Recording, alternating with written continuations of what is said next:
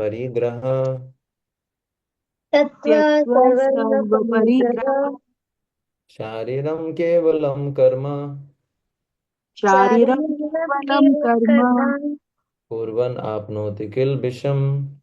कुर्वन् आप्नोति किल विषम। अनुवाद।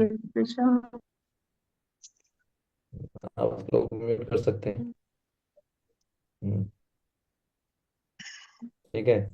ऐसा ज्ञानी पुरुष पूर्ण रूप से संयमित मन तथा बुद्धि से कार्य करता है, अपनी संपत्ति के सारे स्वामित्व को त्याग देता है और केवल शरीर निर्वाह के लिए कर्म करता है। इस तरह कार्य करता हुआ पाप रूपी फलों से प्रभावित नहीं होता। तो इसका अर्थ है, अनुवाद। अब इसके अंदर एक तो शब्द है निराशी, एक है यत चितात्मा, एक है सर्व परिग्रह, जिस पे हम चर्चा करेंगे, शारीरम केवलम कर्म, और फिर है किल विषम। ये कुछ इंपॉर्टेंट शब्द है जिसमें हम चर्चा करेंगे। ठीक है।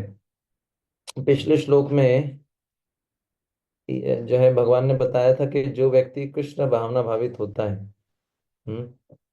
कृष्ण भावना कृष्ण भावनामृत में स्थित होकर कर्म करता है।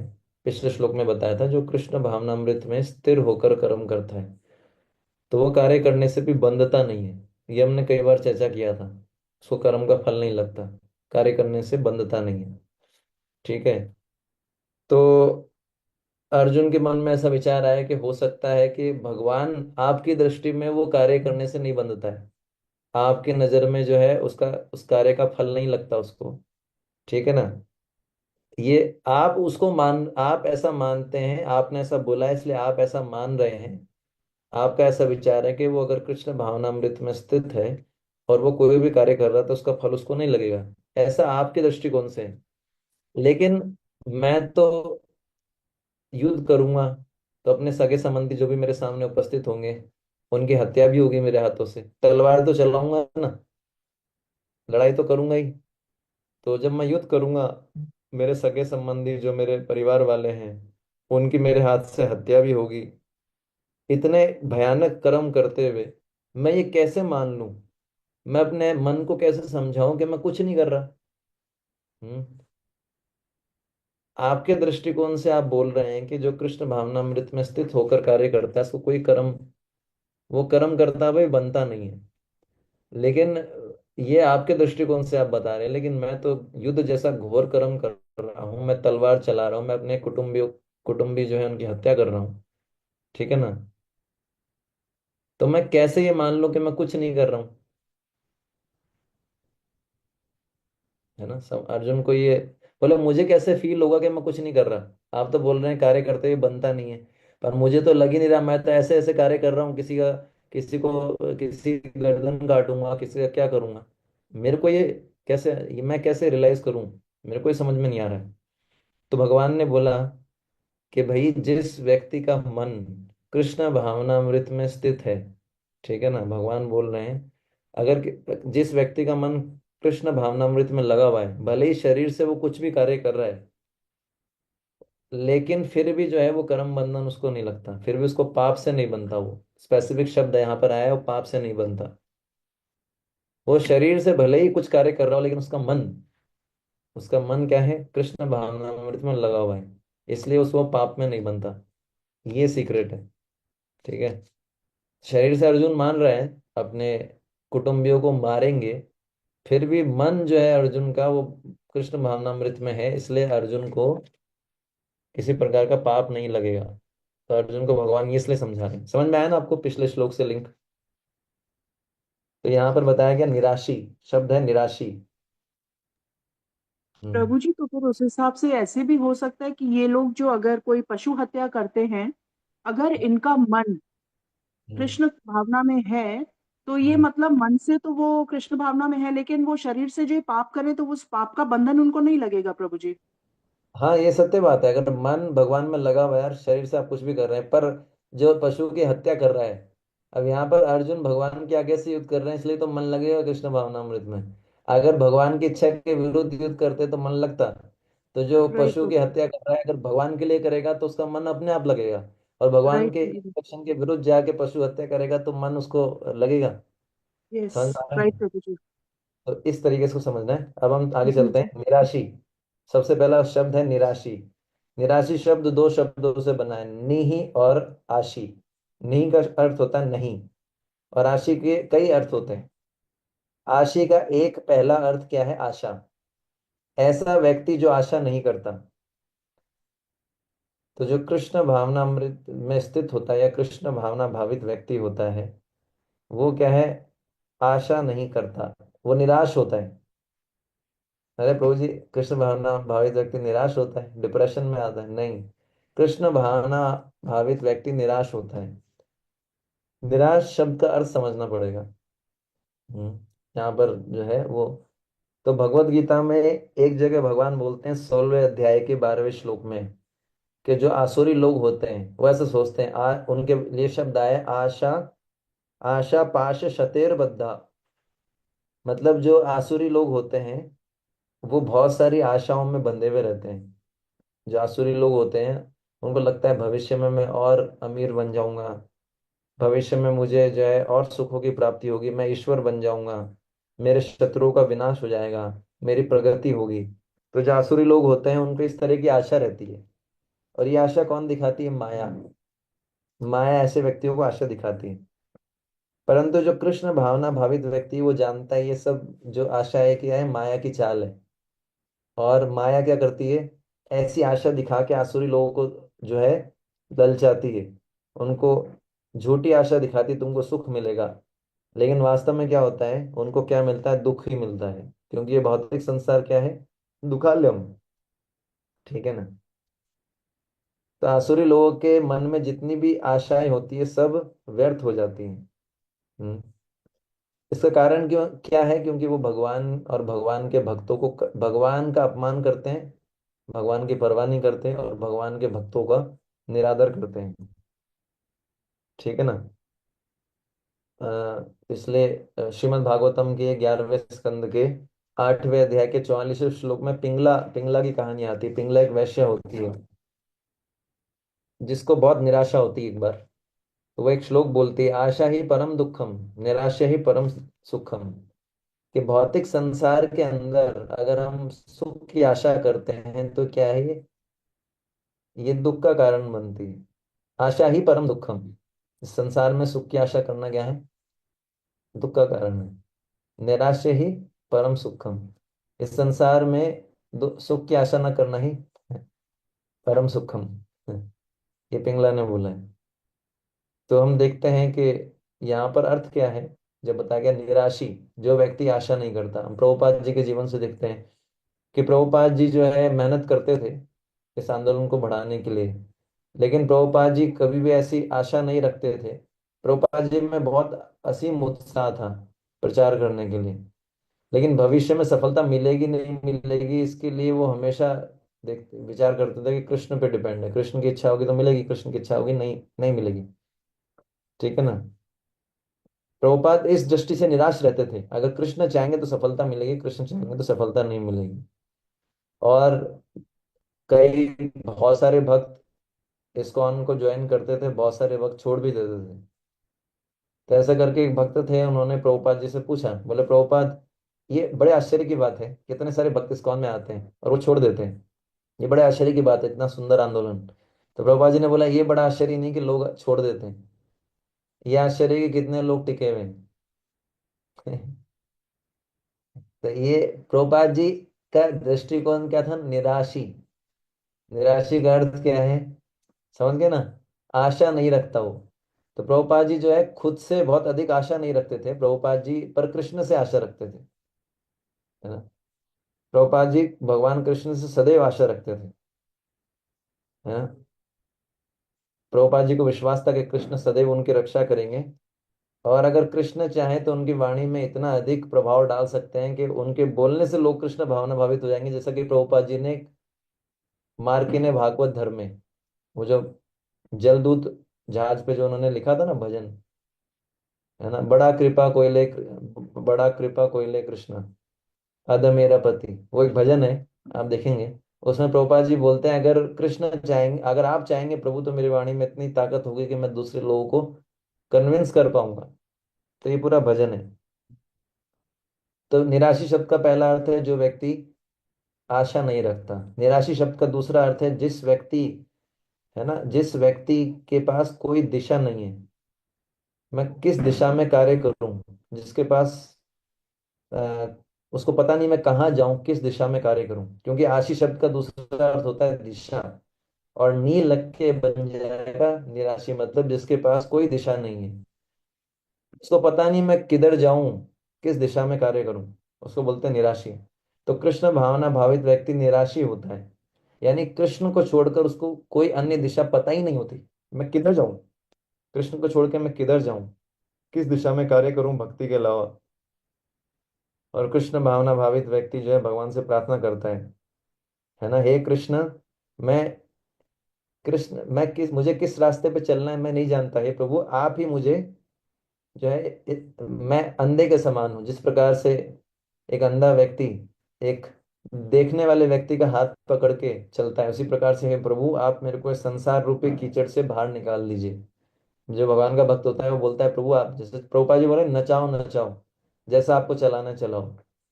निराशी शब्द का दूसरा अर्थ है जिसको पता, जिसको कोई जिसके पास कोई दिशा नहीं होती कार्य करने की। निराशी शब्द का तीसरा अर्थ होता है अ, आशी। जैसा मैंने बताया, आशी शब्द का एक और अर्थ होता है सांप का विष दंत, सांप के दांत, जहरीले दांत।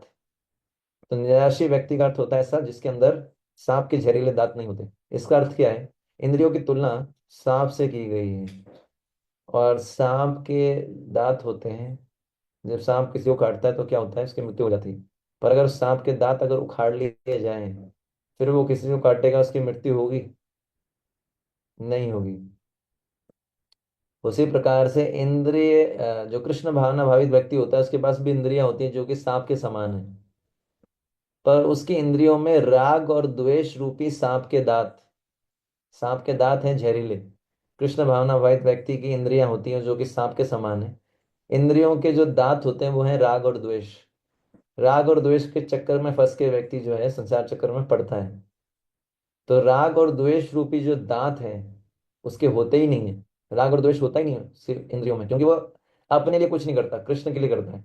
अगर कृष्ण के लिए उसे कोई चीज अच्छी लगी तो वो, अब उसको भले ही अच्छा न लगे वो करेगा, और कृष्ण के लिए कोई चीज अच्छी नहीं लगी, भले ही उसको अच्छे लगे वो नहीं करेगा। तो राग द्वेष असर ही नहीं करेगा कुछ उस पर। समझ में आया? तो जो कृष्ण भावना भावित व्यक्ति है ना, उसको अपनी इंद्रियों को नियंत्रित नहीं करना पड़ता, क्योंकि उसकी इंद्रियां विषयों में लग भी जाएं तो भी उनमें दांत ही नहीं होते, राग द्वेष होता ही नहीं, तो काम रूपी विष निकलेगा ही नहीं। समझ में आया? जब सांप किसी व्यक्ति को काटता है तो विष निकलता है ना। कृष्ण भावना भावित व्यक्ति जो है उसकी इंद्रियां जो होती हैं उसमें राग द्वेष रूपी दांत है ही नहीं। तो अगर कृष्ण भावना भावित व्यक्ति की इंद्रियां अगर इंद्रिय विषयों से मिलेगी तो क्या होगा, विष निकलेगा ही नहीं। सामान्य व्यक्ति की इंद्रियां अगर इंद्रिय विषयों से स्पर्श करती है तो क्या होता है, काम प्रबल हो जाता है। यहाँ पर काम को विष के रूप में बताया गया है। समझ में आया? ठीक है। तो ये है तीसरा अर्थ। चौथा अर्थ निराशी का है, आशी शब्द का होता है आशीर्वाद। यानी जो निराशी होता है वो कोई भी किसी भी प्रकार का भौतिक आशीर्वाद नहीं देता। मुझे फिर यानी से लोग बोलो। साधु जो होता है। एक बार फिर से बोले ना, सुना नहीं, कट गई वो। निराशी आपका चौथा शब्द। हाँ, आशी शब्द का चौथा अर्थ होता है आशीर्वाद। तो निराशी शब्द का अर्थ होता है ऐसा व्यक्ति जो किसी प्रकार का भौतिक आशीर्वाद नहीं देता। तो जो कृष्ण भावना भावित व्यक्ति होगा उसके पास आप जाओगे ना, वो कभी भी भौतिक आशीर्वाद नहीं देगा।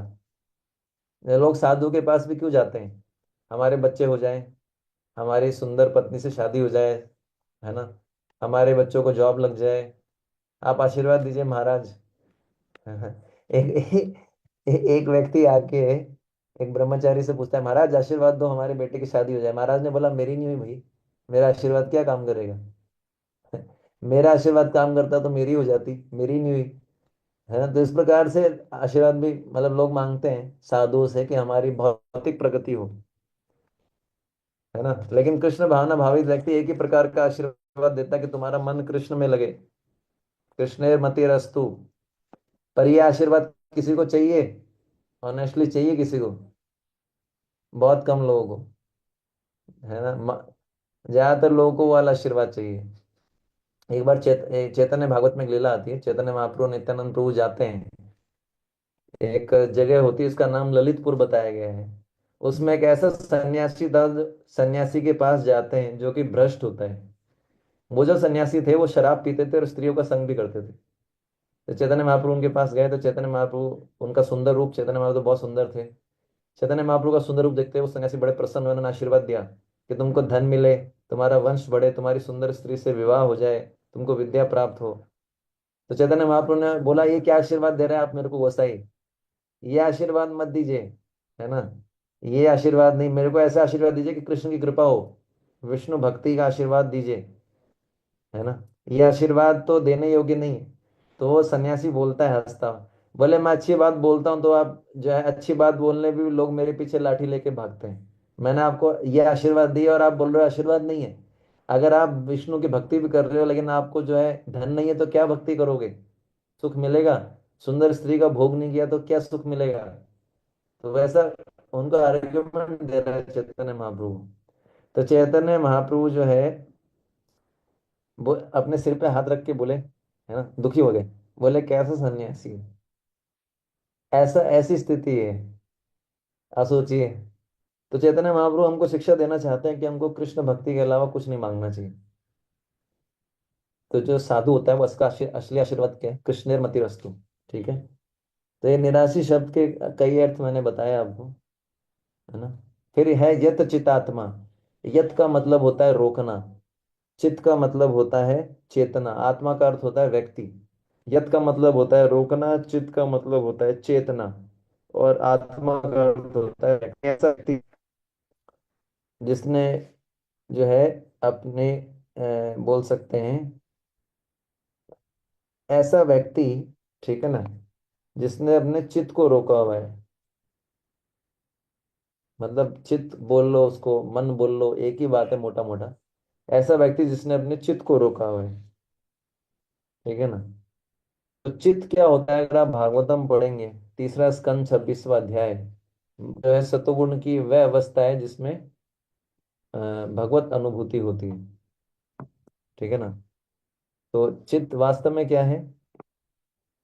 तीसरा स्कंद भागवतम 26वां अध्याय, ठीक है। श्लोक संख्या 21 से 22 में डिटेल में आप पढ़ लीजिएगा, इसका अर्थ मैं शॉर्ट में बता रहा हूँ। चित्त सतोगुण की वह अवस्था है जिसमें भगवान का ज्ञान है। चित्त सतोगुण की वह अवस्था है जिसमें भगवान का ज्ञान प्राप्त होता है, यानी सतोगुण की, सतोगुण आप जानते हैं क्या होता है? सतोगुण की ऐसी अवस्था जिसमें भगवान का ज्ञान प्राप्त, उसको चित्त बोला गया है भागवतम में, ठीक है।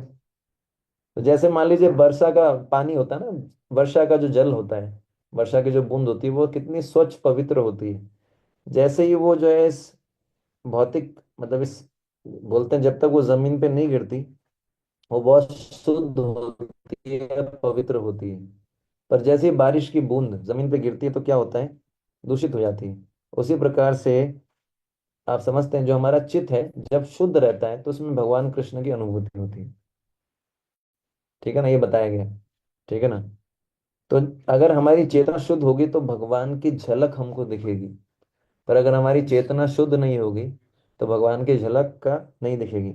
अब एक उसमें उदाहरण बहुत सुंदर है, ठीक है ना।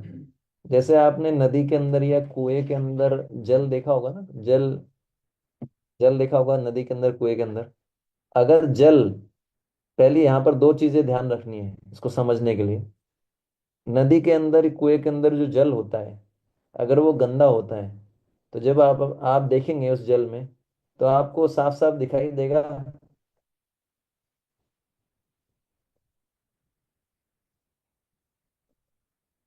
नदी का या कुएं का जल होता है, ठीक है ना।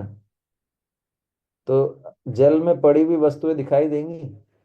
अगर जल मान लीजिए साफ नहीं है, नदी का या कुएं का जल, तो उसमें जो वस्तुएं पड़ी हुई हैं क्या वो दिखाई देंगी? नहीं दिखाई देंगे ना, देखा होगा ना। अगर जल ही स्वच्छ नहीं है चाहे नदी का हो चाहे कुएं का हो, उसमें कुछ गिरा हुआ होगा पानी में, दिखाई देगा? नहीं दिखाई नहीं देगा ना। और मान लीजिए जल साफ हो लेकिन वो हिल रहा हो, तो उसमें जो पड़ा हुआ वो दिखाई देगा? समझ में आ रहा है ना, ये प्रैक्टिकल है। तो यहाँ पर बताया गया यत चित आत्मा, यानी कृष्ण भावना भावित व्यक्ति, जो जो चित्त होता है उसका शुद्ध होना चाहिए। जो कृष्ण भावना भावित व्यक्ति है उसका जो है चित्त है वो शुद्ध होने के साथ साथ स्थिर भी होना चाहिए। समझ में आया? आपको मेरी बात सुनाई दे रही है ठीक से? कोई कट तो नहीं रही? प्रभु जी, आज आपकी आवाज थोड़ी थोड़ी कभी कभी कट रही है और स्लो भी है। अच्छा।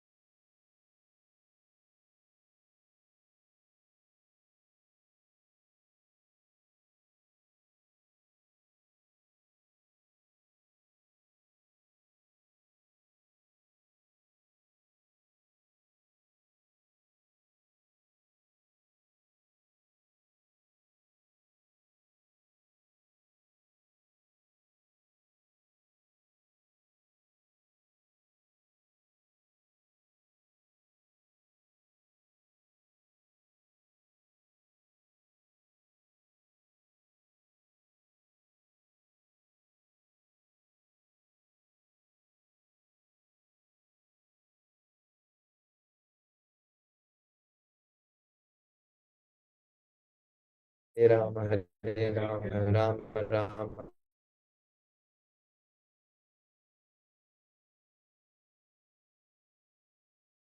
कृष्ण, मेरा वॉइस आ रहा है अभी आपको? जी प्रभु जी। थोड़ा इंटरनेट वीक है, तो हो सकता है मुझे थोड़ी देर के लिए अपना वीडियो ऑफ करना पड़े। चलेगा आप लोगों को? जी प्रभु जी। जी प्रभु जी। क्लास सुनना ज्यादा इम्पोर्टेंट है।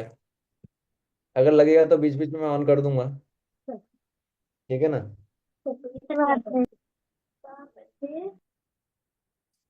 तो मैंने बताया था, कहाँ तक सुना था आप लोगों ने? प्रभु जी, आप बोल रहे थे कि जो कृष्ण भावना भावित व्यक्ति है उसका चित्त स्थिर भी होना चाहिए और शुद्ध होना चाहिए। हाँ। तो कृष्ण भावना भावित व्यक्ति है, उसका चित्त जो है वो शुद्ध भी होना चाहिए और स्थिर भी होना चाहिए। पानी, जल का या कुएं का पानी जब तक शुद्ध नहीं होगा, जब तक स्थिर नहीं होगा, उसमें गिरी हुई वस्तु हम देख नहीं सकते। इसलिए जो बताया गया यत चित्त आत्मा, यत का अर्थ होता है रोकना। चित्त आत्मा मतलब ऐसा व्यक्ति जो अपने चित्त को रोकता है। ठीक है ना? तो इसका अर्थ क्या हुआ कि जो कृष्ण भावना भावित व्यक्ति है उसका जो चित्त होता है वो शुद्ध भी हो जाता है, और वो चित्त जो है उसका क्या होता है, स्थिर होता है। चित्त को रोकना मतलब चित्त स्थिर होना। ठीक है ना? समझ में आया? जिस प्रकार जल में कोई वस्तु गिरी हुई है, उसको, जल में कोई वस्तु पड़ी हुई है उसको देखना है तो जल स्थिर भी होना चाहिए, जल शुद्ध भी होना चाहिए। उसी प्रकार चित्त में अगर भगवान कृष्ण का दर्शन करना है तो चित्त शुद्ध भी होना चाहिए काम क्रोध इत्यादि से। और चित्त जो है वो क्या होना चाहिए, चित्त जो है वो स्थिर भी होना चाहिए। अगर इसको जल से तुलना करें तो समझ में आ रहा है ना?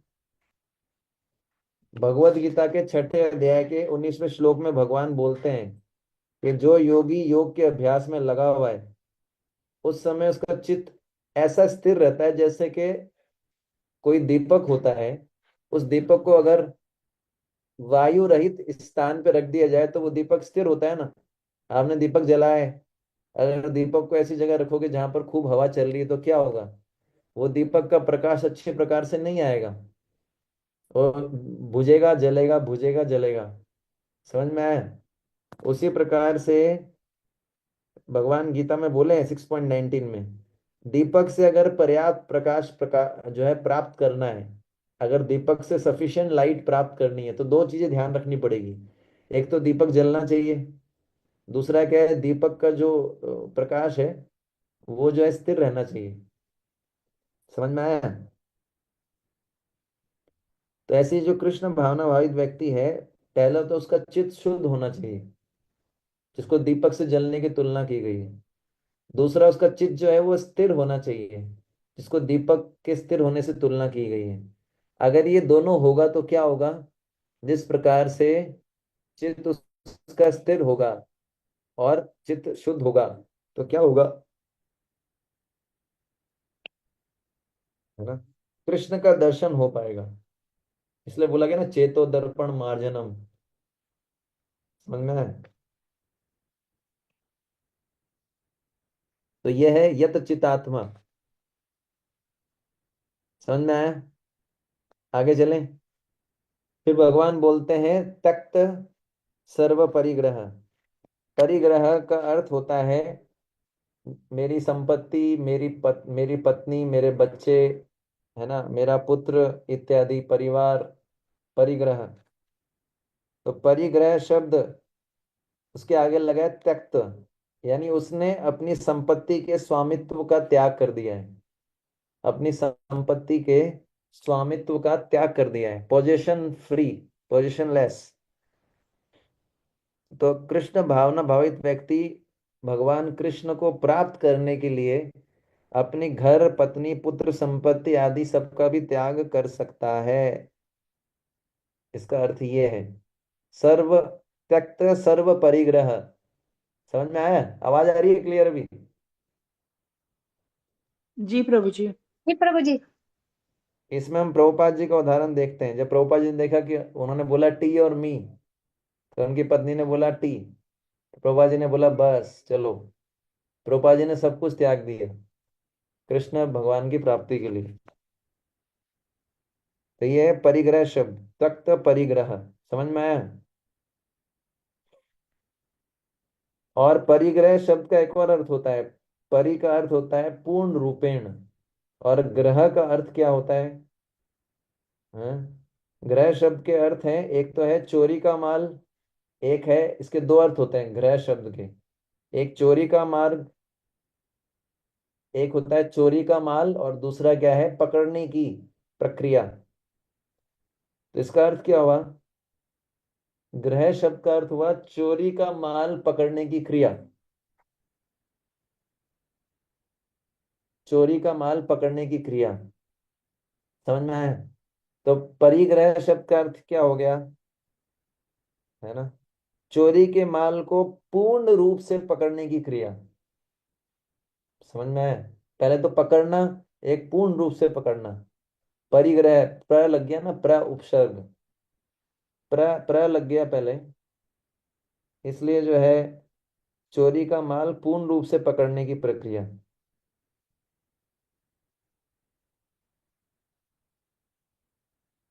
ठीक है? तो इस संसार में जितने भी लोग हैं, जो लोग कृष्ण भावना भावित नहीं है, अगर वो इस संसार की किसी वस्तु को उपयोग में लाते हैं, उनको भोगने का प्रयास करते हैं, तो उनको चोर बताया गया है। अगर कोई भी व्यक्ति जो कृष्ण भावना भावित नहीं है और इस भौतिक जगत में, अगर कोई भी व्यक्ति जो कृष्ण भावना भावित नहीं है, कृष्ण की सेवा नहीं कर रहा है, ठीक है, और किसी भी वस्तु पे अपना अधिकार जमाता है, और किसी भी वस्तु को भोगना चाहता है, भोगता है, तो वह चोर कहलाता है भगवान की नजर में। अगर कोई भगवान की सेवा नहीं कर रहा है और वो किसी भी वस्तु पर अपना अधिकार जमाता है, ये मेरा है, ये मेरा है, ये मैं इसको मैं भोगूंगा, तो वो क्या है, चोर। समझ समझ में आया आपको? तो समझ में आया आपको? तो चोरी के माल को पकड़ने का पूर्ण प्रयास, तो संसार में जितने भी लोग हैं सब क्या है, ज्यादातर बहुत सारे लोग हैं कृष्ण की सेवा नहीं कर रहे, वो चोर हो गए। और ये सारा जो संसार में जितनी भी संपत्ति है, उसको भोगने का प्रयास कर रहे हैं, तो क्या कर रहे हैं, चोरी के माल को पकड़ने का प्रयास पूर्ण रूप से। इसलिए बोला गया है परिग्रह। यानी अगर हम भगवान की सेवा नहीं कर रहे और संसार में अपना अधिकार जमाते हैं और संसार को भोगने का प्रयास करते तो हम चोर कहलाएंगे।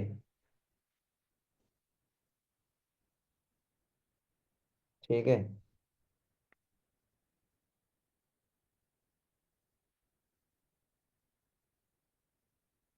तो प्रभुपाद जी लिखते हैं भगवत गीता में क्या, 16.13 में, क्या आसुरी लोग सोचते हैं मेरे पास आज इतना धन है, मेरे पास और धन बढ़ जाएगा, भविष्य में मैं और अमीर हो जाऊंगा। ठीक है। असुरों को इसकी चिंता रहती है, भाई मेरे बैंक का बैलेंस बढ़ रहा है कि नहीं बढ़ रहा है। ठीक है ना। प्रभुपाद जी उधर लिखते हैं कि जिसके पास आवश्यकता से अधिक धन है उसको क्या करना चाहिए, भगवान कृष्ण पे खर्चा करना चाहिए। प्रभुपाद जी उसमें इतना हैवी लिखते हैं, प्रभुपाद जी बोलते हैं कि पूरा का पूरा धन कृष्ण भावनामृत आंदोलन को दे देना चाहिए। फिर प्रभुपाद जी आगे लिखते हैं गृहस्थ भक्तों का यह कर्तव्य है कि जो उनके पास अतिरिक्त धन है, एक्स्ट्रा धन, उसको कृष्ण भावनामृत आंदोलन के प्रचार के लिए दे देना चाहिए। उनको जो है प्रभुपाद जी लिख रहे हैं ग्रस्तों को चाहिए कि बड़े बड़े मंदिर बनवाएं और कृष्ण चेतना का प्रचार में दान दें। तो ये जो हमारा हरे कृष्ण आंदोलन है, ये एक प्रकार का सुविधा दे रहा है सभी लोगों को कि आप अपने अतिरिक्त धन को भगवान की सेवा में लगाओ। हम्म।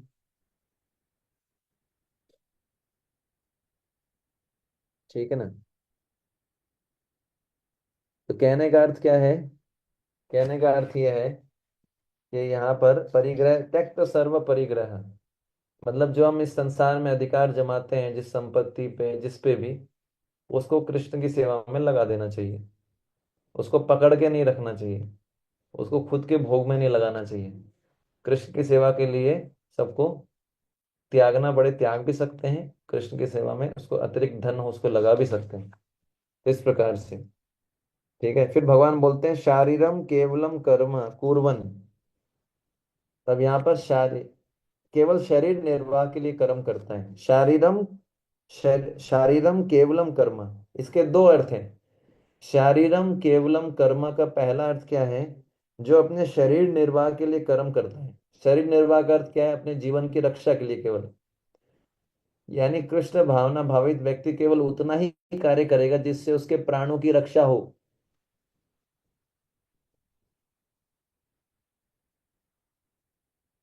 ठीक है ना। तो कृष्ण भावना भावित व्यक्ति अपने शरीर का उतना ही ध्यान रखता है जितना उसका शरीर स्वस्थ रहे, ताकि वो भक्त सेवा में लग सके। उसके अपने इंद्र तृप्ति के लिए कोई अलग से योजना नहीं होती। जैसे कोई मशीन होती है उसका कोई पुर्जा होता है, तो पुर्जे को केवल ऑयलिंग चाहिए और सफाई चाहिए। अगर पुर्जे की ऑयलिंग हो जाए, उसमें तेल डाल दें और उसकी थोड़ी सफाई कर दे तो पुर्जा अच्छा चलता है। उसी प्रकार से जो कृष्ण भावना भावित व्यक्ति होता है, वो क्या करता है, शारीरम केवलम कर्म, केवल वो इसलिए कार्य करता है ताकि उसका शरीर मेंटेन हो जाए, उसके प्राणों की रक्षा हो जाए, बस। ताकि उसका शरीर स्वस्थ रहे, इतना कार्य करता है, इतना ही खाता है, इतना ही सोता है, कृष्ण की सेवा अच्छे से कर सके। उसका लक्ष्य यही होता है। ठीक है ना। इंद्र तृप्ति के लिए कभी उत्साहित नहीं रहता। ठीक है ना। तो वो अपने इंद्र तृप्ति के लिए एक्स्ट्रा धन इकट्ठा नहीं करता। कृष्ण भावना भावित व्यक्ति को क्या बताया गया है, उसकी तुलना की प्रभुपाद जी बोलते हैं जो आत्म साक्षात्कार में पूर्णतया तत्पर है, जो कृष्ण भावना भावित व्यक्ति है, उसके पास इतना समय नहीं होता कि वो अपने लिए कोई भौतिक वस्तु रखे। अपने लिए उसको पास धन संग्रह करने का भी टाइम नहीं होता। जैसे उदाहरण देते हैं, जैसे कुत्ता होता है, पालतू कुत्ता या गाय, है ना। तो ये पशु जो है, कभी आपने देखा होगा कुत्ता या गाय या गधा, कभी वो ये कैलकुलेशन करते हैं क्या, मेरे से इतना काम ले रहा है मालिक और मेरे को इतना कम घास दे रहा है। ऐसा कैलकुलेशन तो मनुष्य करता है। मेरे को इतना सैलरी मिल रहा है, मेरे से इतना काम करवाया जा रहा है, देखा ना आपने। कोई मनुष्य होता है वो बोलता है भाई तुम 16,000 देते हो और 16 घंटे काम करवाते हो, ये कोई अच्छी बात है। पर आपने कभी गधे को देखा है, गधे से जो है वो धोबी होता है कितना काम करवाता है। पर उसको खाने के लिए क्या देता है? केवल थोड़ी सी घास। तो गधा सोचता है अरे मेरे को इतनी सी घास मिल रही है और मेरे से इतना काम करवाया जा रहा है। गधा कभी सोचता है ऐसा? क्या लगता है आपको? सोचता है ऐसा? पर हम लोग ऐसा सोचते हैं। तो कृष्ण भावना भावित व्यक्ति कभी ऐसा नहीं सोचेगा अरे मेरे से इतना काम करवाया जा रहा है और मेरे को कुछ नहीं दिया जा रहा। नहीं, वह सोचेगा भाई, वो सोचता ही नहीं है। वो तो ये देखता है बस मेरे को शरीर के पालन के लिए, मेरा शरीर जीवित रहे उतना मिल जाए। तो ये जो है आइडियल कृष्ण भावना भावित व्यक्ति है, जो परफेक्ट सेवक है भगवान का, ऐसा होता है। समझ में आया आपको? समझ में आ रहा है कि नहीं आ रहा? ना बोलने का तो कोई प्रश्न ही नहीं है। नहीं भी आएगा तो ज्यादा कुछ कर नहीं सकते, क्योंकि क्लास तो हमको नहीं करनी भी है। आएगा प्रभु जी, हम आपसे पूछ लेंगे। ठीक है। चैतन्य महाप्रभु बोलते हैं ना धनम ना जन्म ना सुंदरीम। चैतन्य महाप्रभु भी बोल रहे हैं, मुझे धन नहीं चाहिए, मुझे जन नहीं चाहिए, सुंदरी नहीं चाहिए। मैं तो इतना ही चाहता हूँ कि आप अपनी सेवा में मुझे लगाए रखो। बिल्कुल वही चीज बता रहे हैं। प्रभुपाद जी बोलते हैं, इसको बोलते हैं सादा जीवन उच्च विचार। कृष्ण भावना भावित व्यक्ति सादा जीवन उच्च विचार के सिद्धांत पे जीता है। मतलब अपने लिए उसको उतना ही चीज जिसमें उसका काम हो जाए, है ना। अपने शरीर को मेंटेन करने के लिए थोड़ा सा भोजन चाहिए, पहनने के लिए कुछ वस्त्र चाहिए, बस। और क्या है, बाकी समय वो सेवा में लगाता है भगवान की। प्रभुपाद जी बोलते हैं हमको अपना जीवन सिंपल रखना चाहिए। जहाँ रोटी खाने से काम चल जाए वहाँ पिज्जा की आदत नहीं डालनी चाहिए। जहाँ कूलर से काम चल जाए वहाँ एसी की आदत नहीं डालनी चाहिए। जहाँ सिंपल मोबाइल से काम चल जाए वहाँ आईफोन रखने की आदत नहीं डालनी चाहिए। जितना सिंपल रहेंगे उतना समय बचेगा और वो हम कृष्ण भावना भावित में, भावना अमृत में लगा पाएंगे। ठीक है। तो अर्जुन को भगवान बोल रहे हैं तुम ये युद्ध करो केवल शरीर निर्वाह के लिए। हम्म। क्यों? क्योंकि अर्जुन क्षत्रिय है। अगर अर्जुन युद्ध नहीं करेगा, क्षत्रिय को कुछ जगह चाहिए कुछ शासन करने के लिए। अगर अर्जुन युद्ध नहीं करेगा तो शासन किस पे करेगा? हम्म।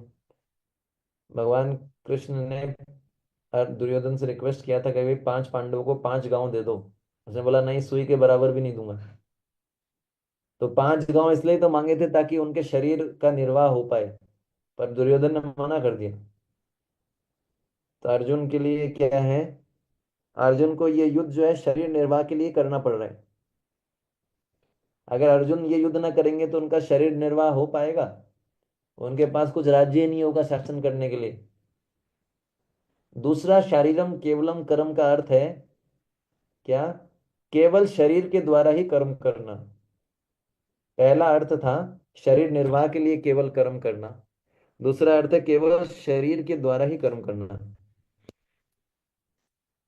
तो कृष्ण भावना भावित व्यक्ति सामान्य लोगों की तरह कर्म करता हुआ दिखता है, मतलब भोजन लेता हुआ दिखता है, स्नान करता है, कपड़े पहनता है, सब कुछ ऐसे ही लगता है। लेकिन सामान्य लोगों के लिए की तरह वो इंद्र तृप्ति के लिए कार्य नहीं कर रहा। वह जो है उसके मन बुद्धि और चित्त जो है उसमें भगवान कृष्ण का विचार है। उसका शरीर जो है एक्सटर्नली ये सब कर रहा है, भोजन कर रहा है, सो रहा है, लेकिन उसका मन बुद्धि और चित्त किस में लगा हुआ है? कृष्ण के विचारों में। इसलिए वो केवल शरीर से ही कार्य कर रहा है। हम्म। वो उसका मन भगवान में लगा हुआ है। तो इसलिए वो इंद्र तृप्ति की आशा करते हुए कोई कार्य नहीं करता। सामान्य व्यक्ति कोई भी कार्य करता है तो उसका मन में क्या रहता है? इंद्रिय तृप्ति। पर कृष्ण भावना भावित व्यक्ति कोई भी कार्य करता है तो उसका मन में वो भगवान से संबंधित विचारों को सोचता है और केवल एक्सटर्नली वो कार्य करता है। मतलब बाहर से वो उसका शरीर उस कार्य में लगा हुआ है, उसका मन किस में लगा हुआ है? भगवान के विचारों में। तो कृष्ण भावना भावित व्यक्ति का जो चित्त होता है उसमें इंद्रिय तृप्ति के विचार नहीं आते, क्योंकि उसने अपने चित्त को इतना नियंत्रित कर लिया होता है। भगवान अर्जुन को समझाना चाहते हैं अर्जुन तुमको ये युद्ध करना है शरीर के माध्यम से, पर मन के द्वारा जैसा भाव होता है, ऐसा बताया जाता है, मन के द्वारा जैसा भाव होता है उसी प्रकार से अच्छा या बुरा कर्म बनता है। अगर शरीर के द्वारा आपने कुछ गलत काम किया लेकिन मन के द्वारा आपका भाव अच्छा है तो उसका बुरा, वो बुरा कार्य नहीं होगा, अच्छा माना जाएगा। उदाहरण के लिए ब्राह्मण और वैश्य वाला उदाहरण हमने डिस्कस किया था ना, ब्राह्मण और वैश्य का। याद आया ना ब्राह्मण और वैश्य का उदाहरण? ब्राह्मण अच्छा कार्य कर रहा था लेकिन मन से क्या कर रहा था? समझ में आया ना? और वैश्या जो है शरीर से गलत कार्य कर रही थी लेकिन मन से क्या कर रही थी? उदाहरण याद आया कि नहीं आया? यस प्रभु जी। यस प्रभु जी, वो वेश्या ब्राह्मण का ये याद कर रही थी। हाँ। तो उसी प्रकार से अगर मन से अगर कोई बुरा भावना रखता है और शरीर से अच्छा कार्य कर रहा है, तो उसका वो जो है वो जो कर्म है वो बुरा ही माना जाएगा। उदाहरण के लिए जैसे कोई चिकित्सक है, कोई सर्जन है, वो भी नाइफ यूज करता है, चाकू चलाता है। और एक जो है मर्डरर है, वो भी चाकू चलाता है। दोनों चाकू चला रहे हैं, दोनों किसी व्यक्ति का पेट काटते हैं, पेट में चाकू डालते हैं ना, पेट काटते हैं। पर एक का भावना क्या है? उसको बचाने का। एक का भावना क्या है? उसको मारने का। काम दोनों सेम कर रहे हैं, चाकू सेम ही है, पर भावना का अंतर होने के कारण उनका जो है क्या है, डिफरेंस किस में आ रहा है? एक को पाप कर्म लगता है, एक को नहीं लगता। डॉक्टर को लगता है पाप कर्म, डॉक्टर रोगी का पेट काटता है ना। और एक मर्डरर भी सामान्य व्यक्ति का पेट काटता है, तो उसको पाप कर्म लगता है कि नहीं लगता? फर्क क्या हुआ? एक्सटर्नली तो दोनों एक ही काम कर रहे हैं, दोनों शरीर से एक ही प्रकार का काम कर रहे हैं, लेकिन मन से क्या है? भावना। ये बड़ा इंपॉर्टेंट है, समझ में आ रहा है? इसलिए भावना बहुत इंपॉर्टेंट है। कृष्ण भावना अमृत। फिर भगवान बोलते हैं ना आपनोति किल विषम। यानी कोई जो है केवल शरीर के द्वारा ही कार्य कर रहा है, पर मन के द्वारा वो भगवान का चिंतन करता है, तो उसको पाप नहीं लगेगा। या कोई केवल शरीर निर्वाह के लिए कार्य कर रहा है तो उसको पाप नहीं लगेगा। ये दो प्रकार की जो हमने व्याख्या की थी, शारीरम केवलम कर्म, उसके आगे आता है ना आपनोति किल विषम। अगर कोई शरीर निर्वाह के लिए कोई कार्य कर रहा है तो उसको पाप नहीं लगेगा। हम्म।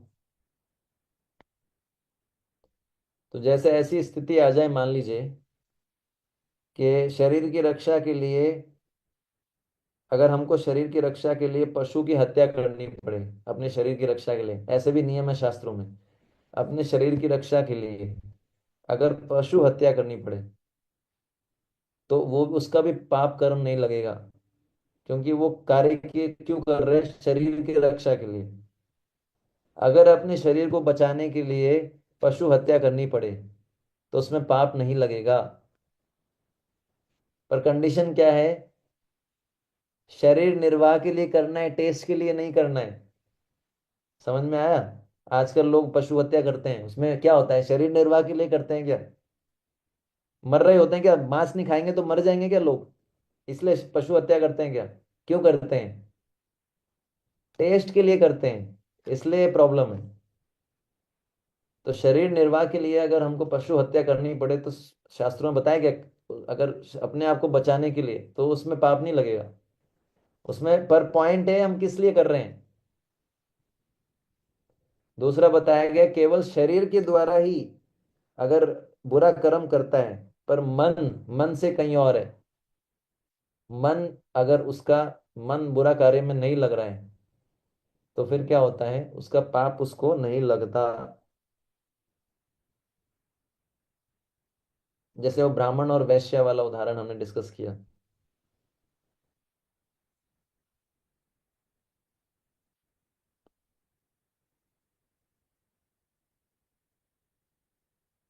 तो अर्जुन के संबंध में क्या है, भगवान समझा रहे हैं, अर्जुन तुम अपने कुटुंबियों के परिवार वालों की हत्या करोगे, पर शरीर के द्वारा करोगे, पर मन से तो उनका हित के बारे में चिंता कर रहे हो, इसलिए जो है आपको पाप की प्राप्ति नहीं होगी।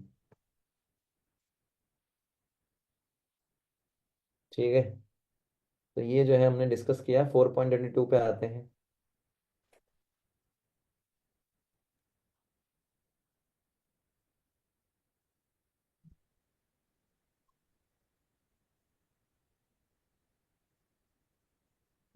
यदृच्छलाभ संतुष्टो यथोच्चला संतुष्टो संतुष्ट द्वंद्वा द्वंद्वातीतो विमत्सर द्वन्द्वातीतो विमत्सरः सम समसिद्धौ असिद्धौ च समासिद्धौ सिद्धौ च कृत्वापि न निबध्यते।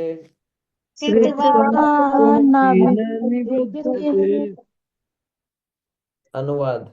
जो स्वतः होने वाले लाभ से संतुष्ट रहता है, जो द्वंद्व से मुक्त है, जो ईर्ष्या नहीं करता, जो सफलता असफलता दोनों में स्थिर रहता है, वह कर्म करता हुआ भी कभी बनता नहीं। ठीक है। तो भगवान यहाँ पर ऐसे विधि का वर्णन कर रहे हैं जिसके द्वारा अगर कोई कार्य करेगा तो भी कर्म से नहीं बंधेगा। पिछले श्लोक में भगवान ने बोला था, क्या बोला था? शारीरम केवलम कर्म, है ना। और लास्ट में भगवान ने बोला था, ना अपनोति किल विषम। कोई अपने शरीर निर्वाह के लिए कार्य करता है तो पाप से नहीं बनता। ये पिछले श्लोक में बताया था। हम्म। लेकिन कुछ ऐसे लोग होंगे, बदमाश लोग। हम्म। तो वो यहाँ पर भगवान ने बोला था शारीरम केवलम कर्म, मतलब केवल शरीर निर्वाह के लिए यदि आप कार्य करोगे, बेयर मिनिमम नीड्स को सेटिस्फाई करने के लिए काम करोगे, तो उसका पाप कर्म नहीं लगेगा। समझ में आ रहा है ना। पर कुछ ऐसे लोग होंगे जो इसका गलत मतलब निकालेंगे। वो बोलेंगे केवल शरीर के लिए काम करो फिर पाप नहीं लगेगा। समझ में आ रहा है? केवल शरीर के लिए काम करो। समझ में आ रहा है केवल शरीर के लिए काम करने का अर्थ क्या है?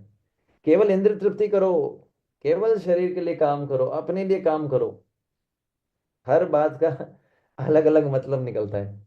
रोको मत, जाने दो। रोको मत के बाद कॉमा लगाओ, जाने दो।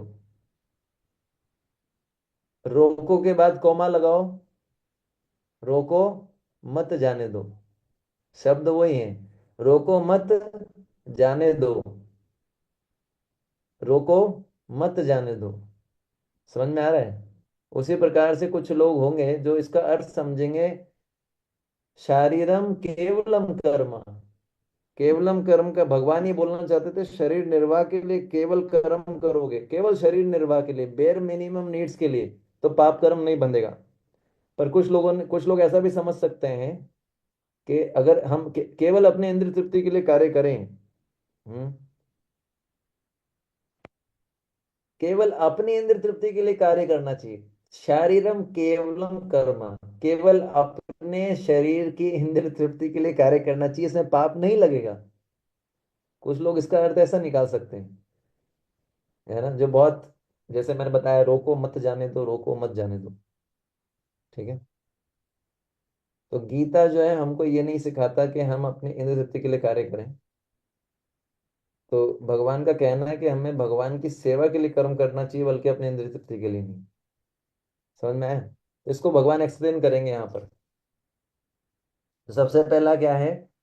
यदृच्छा यदृच्छा लाभ संतुष्टो, है ना। यदृच्छा लाभ संतुष्टो, पहला शब्द यहाँ पर आया, यदृच्छा लाभ संतुष्टो। ठीक है। तो यद है ना, यदृच्छा, यदृच्छा लाभ संतुष्ट। यदृच्छा का अर्थ क्या है?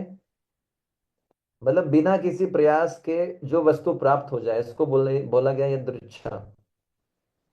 बिना किसी लाभ के। यद का अर्थ होता है जो कुछ भी। दृच्छा का अर्थ है ना, यद, रिच्छा। रिच्छा शब्द का अर्थ होता है प्राप्त होना।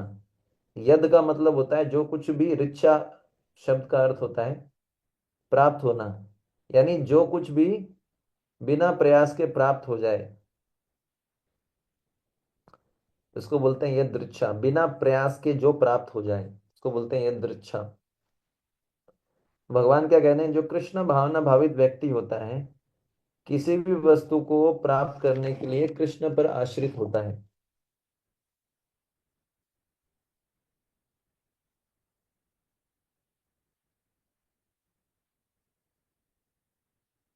तो जैसे पिछले श्लोक में भगवान ने बोला था शारीरम केवलम कर्म, तो कुछ लोग इसका गलत मतलब निकालेंगे। वो सोचेंगे केवल अपने इंद्रिय तृप्ति के लिए कार्य करो, तो पाप नहीं लगेगा।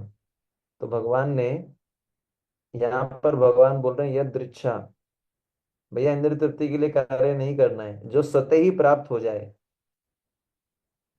ठीक है ना।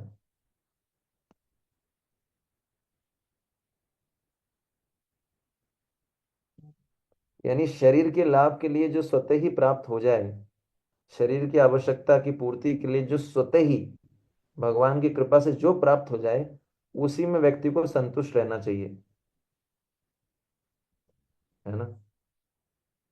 मतलब अपनी इंद्रिय तृप्ति के लिए प्रयास नहीं करना चाहिए। शरीर की आवश्यकताओं के लिए जो मिल जाए उसी में संतुष्ट रहना चाहिए। अपने इंद्रिय तृप्ति के लिए प्रयास नहीं करना चाहिए। अपने इंद्रिय तृप्ति के लिए भगवान पर आश्रित रहना चाहिए। मतलब भगवान की व्यवस्था से जितना धन मिल जाए, जितना प्रसाद मिल जाए, जो आपको प्राप्त हो रहा है भगवान की कृपा से, उसमें संतुष्ट रहना चाहिए। प्रभुपाद जी ने श्लोक पे लेक्चर दिया था 8 अगस्त 1966 को न्यूयॉर्क में। तो प्रभुपाद जी उस प्रवचन में बोलते हैं कि व्यक्ति को संतुष्ट रहना चाहिए। किस चीज से संतुष्ट रहना चाहिए? जो बड़ी आसानी से प्राप्त हो जाए। हमको किसी भी वस्तु को प्राप्त करने के लिए बहुत अधिक परिश्रम नहीं करना चाहिए, संतुष्ट रहना चाहिए। है ना?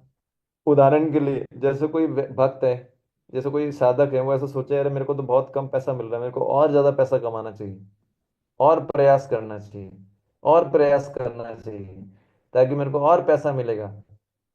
फिर क्या करेगा? ज्यादा पैसा कमाने के लिए वो धीरे धीरे क्या करेगा? माला कम करने लगेगा। पहले 16 कर रहा था, फिर सोचेगा 16 तो बहुत ज्यादा है, धन कमाने में 2 ढाई घंटा वेस्ट होता है माला के अंदर, थोड़ा कम कर लेते हैं, क्या फर्क पड़ता है। फिर वो सोचेगा अरे मंदिर कौन जाएगा, थोड़ा कम कर देते हैं। तो क्या हो रहा है? जो नॉर्मली वो पहले 16 माला कर रहा था, उसको 16, मान लीजिए पहले 16 माला करता था, ठीक है ना, 8 घंटे जॉब करता था, उसको 30,000 रुपये मिलते थे। अब वो क्या कर रहा है? 8 माला कर रहा है, ठीक है ना, और वो जो है क्या कर रहा है? 12 घंटे काम कर रहा है और 50,000 रुपये कमा रहा है। 30,000 में भी उसका काम चल रहा था, लेकिन यहाँ पर वो सोच रहा है नहीं नहीं थोड़ा और कमा लूं। ये यदृच्छा लाभ संतुष्ट तो नहीं हुआ।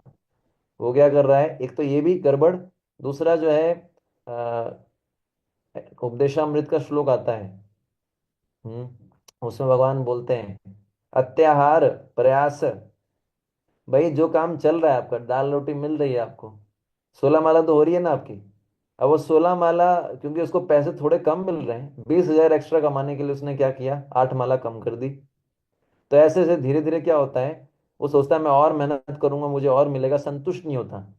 धीरे धीरे क्या होता है? वो भक्ति के मार्ग से डाइवर्ट हो जाता है, एक दिन उसकी माला जीरो हो जाती है, भक्तों का संग भी नहीं करता, पूरा भौतिकवादी बन जाता है। तो इसलिए भगवान बोल रहे हैं कि हमको संतुष्ट रहना चाहिए, दूसरों को देख के संतुष्ट नहीं होना चाहिए। अरे ये इसको इतना मिल रहा है, कभी कभी हमको लगता है अरे इसके इतने फॉलोवर्स हैं, इसके इतने काउंसलीज हैं, मेरे तो कुछ ही हैं। फिर असंतुष्ट हो जाता है, फिर उसको ईर्ष्या होती है, फिर उसको डिस्टरबेंस आता है भक्ति में। समझ में आ रहा है? ऐसा होता है ना। समझ में आ रहा है ये?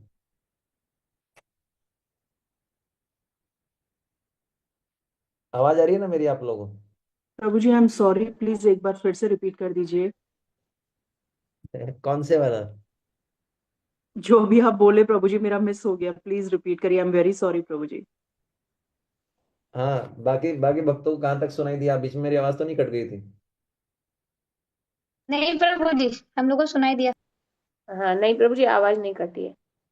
तो मैं बोल रहा था कि भगवान की कृपा से बहुत अधिक प्रयास करने की अपेक्षा जो आसानी से प्राप्त हो जाए, उसको बोला गया है दृच्छा लाभ संतुष्टो। उसे मैंने उदाहरण दिया था एक व्यक्ति का, जो पैसा ज्यादा कमाने के लिए उसने अपनी माला कम कर दी। ऐसा नहीं करना है। यानी जो आसानी से मिल रहा हो उसी में संतुष्ट रहना चाहिए। अगर हम ऐसा नहीं करेंगे तो क्या होगा? हमारी भक्ति से हमारा पतन हो सकता है। ये मैं बता रहा था। उपदेशामृत में आया, अत्याहार प्रयास प्रजल्पो नियम आग्रह जन संगस्य लौल्यम च षड्भिर्भक्ति विनश्यति। तो ये उपदेशामृत में एक श्लोक आता है, में बताया गया है अत्याहार प्रयास। अत्याहार का एक अर्थ होता है ज्यादा खाना, जरूरत से ज्यादा। ऐसे एक शब्द आता है प्रयास। प्रयास है कि जरूरत से ज्यादा प्रयास नहीं करना चाहिए। अगर 30,000 रुपये मिल रहे हैं 8 घंटे काम करके, जिसमें आपकी 16 माला हो रही है, तो वो जो है उससे कई गुना बढ़िया है जब आपकी 8 माला हो, आप 12 घंटे काम कर रहे हो और आपको 50,000 रुपये मिल रहे हो। समझ में आया? इसको बोलते हैं अत्याप्रयास, अत्याहार प्रयास। प्रयास इतना ज्यादा कर रहे हैं हम लोग पैसा कमाने के लिए, उसके कारण क्या हो रहा है कि व्यक्ति की माला करने के लिए भी उसको टाइम नहीं मिल रहा, साधु संग करने के लिए भी टाइम नहीं मिल रहा, उसको जो है पुस्तक पढ़ने के लिए भी टाइम नहीं मिल रहा। तो ये किस में आ जाएगा? प्रयास, ओवर एंडेवर, जरूरत से ज्यादा। ये दृच्छा में नहीं आएगा, वो इसका विपरीत हो जाएगा। तो भगवान बोल रहे हैं ये दृच्छा, लाभ संतुष्टो। लाभ का अर्थ क्या है? कि कृष्ण भावना भावित व्यक्ति हर स्थिति में लाभ देखता है। यानी उसको लगता है कि भगवान मेरे साथ जो भी करते हैं हर स्थिति में मुझे लाभ पहुंचाने के लिए ही करते हैं। सामान्य व्यक्ति के जीवन में जब कोई घटना होती है, जब उसके अनुसार होती है, तो उसको लगता है ये मेरा लाभ हो गया। होता है ना ऐसा? जैसे मान लीजिए कि आपको जो है, आपकी उदाहरण के लिए आपको जो है आपको 50 लाख रुपए मिलते हैं उदाहरण के लिए, तो आपको बड़ी प्रसन्नता होगी। मतलब एक सामान्य व्यक्ति है, सामान्य व्यक्ति धन चाहता है, प्रसिद्धि चाहता है। तो जब उसके मन के अनुसार कोई वस्तु मिल जाती है उसको, तो उसको लगता है ये मेरा लाभ हुआ है। और अगर मन को कोई प्रिय ना लगे ऐसा कुछ मिल जाता है, तो उसको क्या लगता है? अरे मेरी हानि हो गई, है ना? ऐसा ही होता है ना, हानि हो गई, मेरा इतना नुकसान हो गया। पर जो कृष्ण भावना भावित व्यक्ति होता है वो ऐसा नहीं देखता है। वो हर स्थिति में लाभ ही देखता है कि कृष्ण इस स्थिति में भी मेरे को लाभ पहुंचाना चाहते हैं। कृष्ण हर स्थिति में मुझे कुछ ना कुछ लाभ पहुंचाना चाहते हैं, तो वो देखता है इस स्थिति में मुझे क्या लाभ मिल सकता है। ब्रह्मा जी श्रीमद् भागवतम के 10वें स्कंद के 14वें अध्याय के 8वें श्लोक में प्रार्थना करते हैं भगवान कृष्ण से। बहुत सुंदर प्रार्थना है ना? तत्ते अनुकंपा सुसमीक्षमाणो भुंजान एवात्मकृतं विपाकम हृदवाग्वपुर्भिर्विदधन् नमस्ते जीवेत यो मुक्तिपदे सदाय भाक। 10 कैंटो 14 चैप्टर 8 श्लोक। ब्रह्मा जी भगवान कृष्ण कहते हैं कि जो जो लोग प्रत्येक स्थिति में आपकी कृपा का दर्शन करते हैं, यानी जो व्यक्ति हर स्थिति में आपकी कृपा देखता है, ठीक है ना, और मन वाणी और शरीर से सदा आपको नमस्कार करते हैं, उन्हें आपके धाम की प्राप्ति उसी प्रकार हो जाती है जिस प्रकार से पुत्र को पिता की संपत्ति का अधिकार प्राप्त हो जाता है। अगर पुत्र जो है केवल जीवित रहे तो उसको पिता की संपत्ति प्राप्त होगी कि नहीं होगी? केवल जीवित रहना है उसको। समझ में आया ना? ऐसी अगर कोई भक्ति में है और वो हर स्थिति में भगवान की कृपा देखता है, चाहे अच्छी परिस्थिति हो चाहे बुरी हो, और भगवान को मन से वाणी से शरीर से सदा नमस्कार करता है, तो उसको भगवान का धाम ऐसे ही प्राप्त हो जाएगा जैसे किसी पुत्र को पिता की कृपा प्राप्त हो जाती है।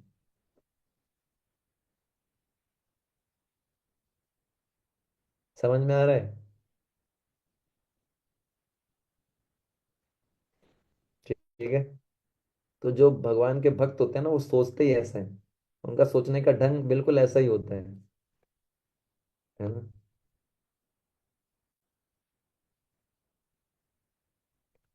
एक स्टोरी सुनाता हूँ आपको।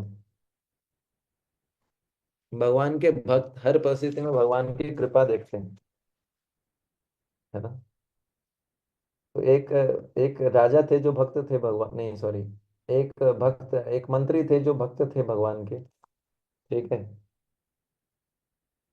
वो हमेशा ही बोलते थे जो भगवान कृष्ण करते हैं वो जो है उसमें क्या है, वही अच्छा होता है। तो वो जो मंत्री थे, हरे कृष्ण कृष्ण कृष्ण हरे हरे, हरे राम राम राम हरे हरे। आवाज आ रहा है? यस प्रभु जी। प्रभु जी आ रहा है। तो वो जो मंत्री थे हर परिस्थिति में भगवान की कृपा देखते, बोले ऐसे बोलते थे, जो भी होता है भगवान कृष्ण की कृपा से अच्छा ही होता है, जो होता है अच्छे के लिए होता है। तो एक बार जो राजा थे उनके, राजा जो है चाकू से जो है कुछ काट रहे थे, उनकी अंगुली कट गई। हम्म। तो राजा ने अपने मंत्री को ये बात बताई। तो राजा को लग रहा था मंत्री ये बात सुन के जो है उसको शोक प्रकट करेगा मंत्री, सिंपथी सिंपथी। पर मंत्री जो है उसने पता क्या बोला? बोले जो कृष्ण करते हैं अच्छे के लिए करते हैं। तो राजा ने जब ये सुना, राजा को बड़ा गुस्सा आया, मेरी अंगुली कट गई और ये बोल रहा है कि जो कृष्ण करते हैं अच्छे के लिए करते हैं। तो बोले तुमको जो है कोई दुख नहीं हो रहा, शोक नहीं हो रहा? तो राजा ने बोला जेल में डाल दो उसको। ठीक है ना? राजा ने क्या बोला? उसको जेल में डाल दो। ठीक है। तो जेल में डाल दिया राजा ने, गुस्से गुस्से में आके मंत्री को। और राजा कुछ दिनों बाद क्या हुआ, जंगल में शिकार खेलने के लिए गया। तो वहां पर कुछ ऐसे लोग थे जो काली को बलि चढ़ाने के लिए किसी को बलि के रूप में ढूंढ रहे थे। तो उन्होंने राजा को पकड़ लिया, राजा मंत्री तो था नहीं साथ में, राजा को पकड़ के भेड़ चढ़ा।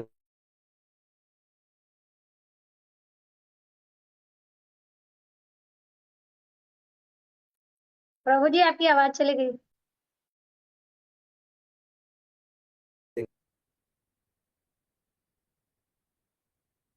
कहाँ तक सुना आप लोगों ने? राजा को वो पकड़ के ले गए वहीं तक। हाँ, राजा को पकड़ के ले गए बलि चढ़ाने के लिए। और उन्होंने देखा कि ये जो बलि चढ़ा रहे थे तो राजा की अंगुली जो है कटी हुई थी। तो उन्होंने बोला कि ये तो जो बलि जो है परफेक्ट नहीं है, अंगुली कटी हुई है, इनको बलि नहीं चढ़ा सकते। तो राजा को छोड़ दिया। तो जब राजा को छोड़ दिया तो राजा को जो है अ, उसने जेल से बाहर निकाला राजा ने मंत्री को। तो राजा ने बोला अब मेरे को समझ में आया कि तुम जो बता रहे थे कि जो कृष्ण करते हैं अच्छे के लिए करते हैं। ठीक है ना? राजा ने बोला अब मेरे को समझ में आ गया, मेरी अंगुली कटी हुई थी और मैं शिकार खेलने गया, अगर मेरी अंगुली कटी हुई नहीं होती तो वो मेरी बलि चढ़ा देते। पर मेरे को ये नहीं समझ में आ रहा कि तुम्हारे साथ कृष्ण ने ये जो किया, तुमको जेल में डाल दिया, ये कैसे अच्छे के लिए किया? तो मंत्री ने बोला अगर राजा, अगर मेरे को आप जेल में नहीं डालते तो मैं भी आपके साथ होता। बोले हाँ ये तो ठीक है। आपकी उंगली कटी हुई थी तो किसको पकड़ते? बोले आपको। तो बलि किसकी चढ़ती? बोले आपकी। बोले इसलिए कृष्ण ने मेरे को जेल में डाल दिया। जो होता है अच्छे के लिए होता है, जो कृष्ण करते हैं अच्छे के लिए करते हैं। तो वो ऐसा सोचते हैं। ये जो यदृच्छा लाभ संतुष्ट वाले लोग हैं ना, ये ऐसा सोचते हैं, इनकी सोच ही अलग होती है। इसी को लोग पॉजिटिव थिंकिंग बोलते हैं आजकल की। Be positive, think positive. ये दृच्छा लाभ संतुष्ट है, वो अलग ही मिट्टी के लोग बने होते हैं, अलग ही सोचते हैं, उनका उनका सोचने का तरीका ही अलग होता है। तो ऐसे कई उदाहरण है शास्त्रों के अंदर। जैसे एक उदाहरण आता है सुदामा जी का। तो सुदामा जी जो है प्रत्येक स्थिति में भगवान की कृपा का दर्शन करते थे। आपको पता है ना, सुदामा जी भगवान कृष्ण के पास गए थे, है ना? और भगवान ने उनको कुछ नहीं दिया, जाते समय भी। तो उन्होंने ऐसा नहीं सोचा अरे ये कैसे भगवान है, मेरे को कुछ दिया भी नहीं, खाली हाथ भेज रहे हैं ब्राह्मणों को। उनके मन में कंप्लेन नहीं था। तो उन्होंने ये सोचा, उन्होंने इसमें भी जो है क्या देखा, भगवान की कृपा देखी। उन्होंने सोचा कि भगवान ब्राह्मण भक्त के रूप में विख्यात है। हम्म। बोले ऐसे भगवान जो लक्ष्मी जी को अपने वक्ष पे धारण करते हैं, और ऐसे भगवान ने मुझे अपने सीने से लगाया, मेरी तो क्या स्थिति थी। ठीक है ना? कहाँ तो मैं निर्धन पापी, कहाँ भगवान माधव पति लक्ष्मीपति, है ना? कहाँ भगवान माधव जो लक्ष्मी के पति हैं। ठीक है ना? मेरे में ब्राह्मण की योग्यता भी नहीं है, फिर भी भगवान ने दोनों भुजाओं से मेरा आलिंगन किया, मेरे साथ भाई जैसा व्यवहार किया, मुझे अपनी प्रियतमा यानी अपनी रानी के पलंग पे बिठाया। उन्होंने जो है मेरे चरणों की मालिश की और मेरी पूजा की, जैसे मैं देवता हूं, है ना। तो ऐसा कर कर वो भगवान की महानता के बारे में विचार कर रहे थे, ठीक है ना। और फिर सुदामा जी ने सोचा कि ऐसा ऐसा ना हो कि मुझे एकदम से धन मिले और मैं जो है भगवान को भूल जाऊं, इसलिए भगवान ने मुझे धन नहीं दिया। देखा कैसा सोच रहे हैं सुदामा। सुदामा सोच रहे हैं कि कहीं मेरे को धन मिलने के कारण मैं भगवान को भूल नहीं जाऊं, इसलिए भगवान ने धन नहीं दिया। तो भगवान की अच्छे गुणों को देख रहे हैं। अगर हम होते तो क्या करते?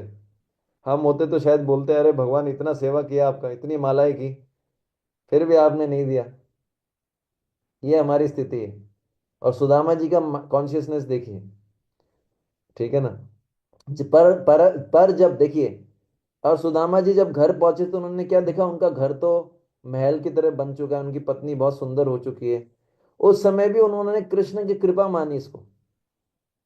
उन्होंने पता है फिर क्या सोचा, पहले तो सोचा कृष्ण ने मुझे धन नहीं दिया, इसका मतलब कि कहीं मैं भूल ना जाऊं इसलिए नहीं दिया। अब जब धन मिल गया तो क्या सोच रहे हैं पता है आपको क्या सोच रहे हैं? जिस प्रकार से भगवान कृष्ण ने को मुट्ठी भर चिवड़ा देने में मैं संकोच कर रहा था, अब वो भगवान के पास गए थे ना, चिवड़ा लेके गए थे, तो वो उसको उनको संकोच हो रहा था, अरे मैं क्या दूंगा भगवान को, इतने अमीर है उनको मैं चिवड़ा दूंगा छोटा सा, शर्म की बात है। तो इसलिए वो भगवान को बताना नहीं चाहते थे कि मैं उनके लिए क्या लाया हूं। उसी प्रकार से भगवान ने मुझे असीमित संपत्ति दी, है ना। पर भगवान को ये तुच्छ लग रही थी, ये जो संपत्ति है तुच्छ लग रही थी। इस संकोच के कारण उन्होंने मुझे नहीं बतलाया कि वो मुझे क्या दे रहे हैं। यानी भगवान के लिए जो चिवड़ा लेके आया था सुदामा, उसको भगवान बहुत बड़ा मान रहे हैं और अपने द्वारा दिए गए संपत्ति को बहुत छोटा मान रहे हैं। इसलिए भगवान शर्म के मारे ये बता नहीं पा रहे कि मैं, मतलब भगवान को लग रहा है मैंने कुछ नहीं दिया, सीमित संपत्ति दिया तो तुच्छ है ये, उसने जो मेरे लिए किया, ठीक है ना। और भगवान ने मेरे चिवड़ों को इतना बड़ा माना और अपनी संपत्ति के बारे में मेरे को कुछ बताया नहीं कि मैं इतना कुछ देने वाला हूँ, और मेरे चिवड़ों की बहुत प्रशंसा की। तो इस तरीके से वो सोच रहे हैं। तो यानी जो कृष्ण भावना भावित व्यक्ति होता है वह हर परिस्थिति में भगवान कृष्ण की कृपा के कारण अपना लाभ देखता है। जिस समय सुदामा जी ने जब देखा कि कृष्ण ने मुझे कुछ भी नहीं दिया, उस समय भी उन्होंने कृष्ण की कृपा समझी और अपना लाभ समझा। और जब सुदामा जी ने देखा कि कृष्ण ने मुझे संपत्ति दी, असीमित संपत्ति, उस समय भी उन्होंने भगवान कृष्ण की कृपा के द्वारा अपना लाभ समझा।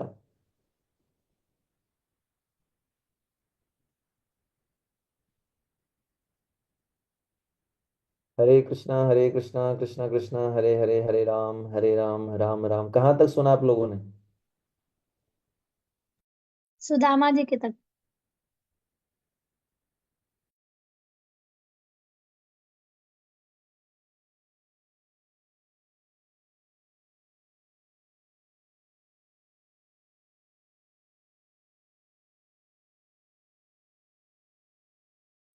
हरे कृष्णा कृष्णा कृष्णा हरे हरे, हरे राम राम राम हरे हरे।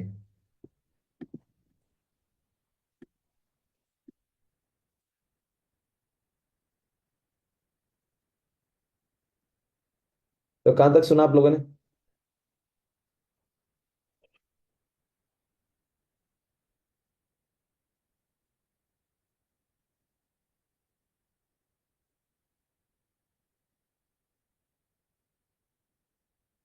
प्रभु जी आपने बताया ना कि वो जब घर पहुंचे उनको दिखा कि बहुत बड़ा महल है, तो इसमें भी उन्होंने कृपा समझी भगवान की।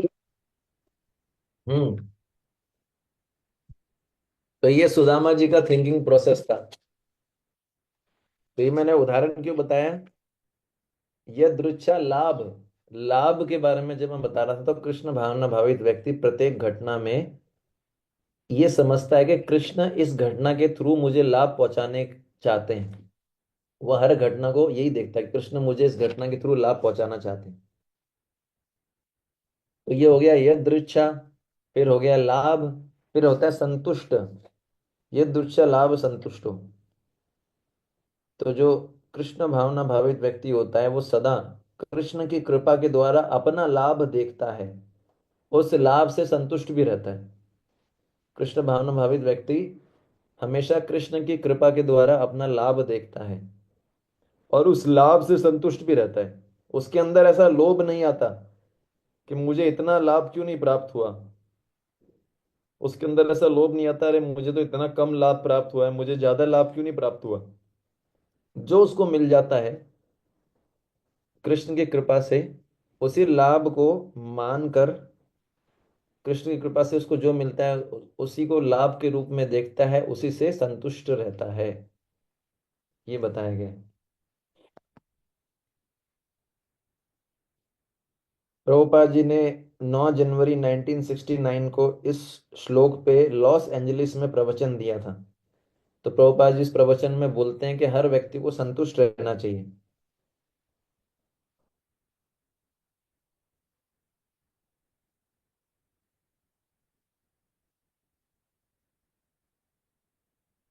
ठीक है ना। तो हमको जो है व्यग्र नहीं होना चाहिए।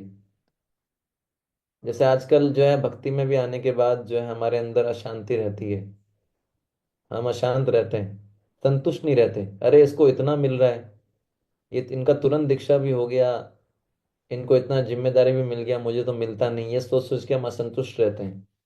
ठीक है ना। तो जो हमको मिल जाए भगवान की कृपा से, उसमें संतुष्ट रहना चाहिए। हम्म। तो प्रभुपाद जी उस प्रवचन में एक उदाहरण देते हैं कि 1942 में, प्रभुपाद जी बताते हैं 1942 में भारत में एक जो है षड्यंत्र करके जो नेता थे, उन्होंने एक अकाल की स्थिति उत्पन्न कर दी थी, बनावटी अकाल। तो उसमें काफी लोग जो है भूख से मरने लगे।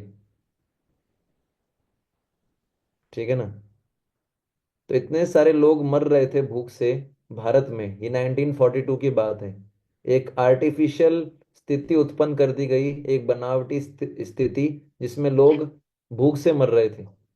उस स्थिति में भी चूंकि हमारी वैदिक संस्कृति है, वैदिक संस्कृति में सिखाया जाता है कि भाई जो भगवान की कृपा से प्राप्त हो जाए उसी में संतुष्ट रहना चाहिए। ऐसी स्थिति होने के बावजूद भी किसी ने किसी की जेब से एक तिनका भी नहीं चुराया। लोग मर रहे थे लेकिन एक दूसरे की जेब से चोरी करके नहीं खा रहे थे, क्योंकि सब वैदिक संस्कृति पे विश्वास करते थे। वैदिक संस्कृति क्या है, भगवान ने हमको यही दिया है, जो भगवान की इच्छा, हम चोरी क्यों करें। ईशोपनिषद में बताया गया, ईशा वाशा इदम सर्वम यत्किंचा जगत्याम जगत। है ना। जो कुछ भी प्राप्त हुआ है उससे संतुष्ट रहना। भले ही मेरे पास एक रोटी है, सामने वाले को 4 रोटी मिल रही है, कोई बात नहीं, मैं संतुष्ट हूँ, भगवान ने मेरे लिए व्यवस्था की है। तो अगर इस तरीके से सब लोग संतुष्ट हो जाएं तो चोरी कौन करेगा। चोरी लोग इसलिए तो करते हैं असंतुष्टि के कारण, असंतुष्ट। इसलिए भगवान गीता में बोलते हैं मन की तपस्या है संतुष्ट रहना हर स्थिति में। मन प्रसादम सौम्य तुम, कैसी भी स्थिति हो वो संतुष्ट रहना।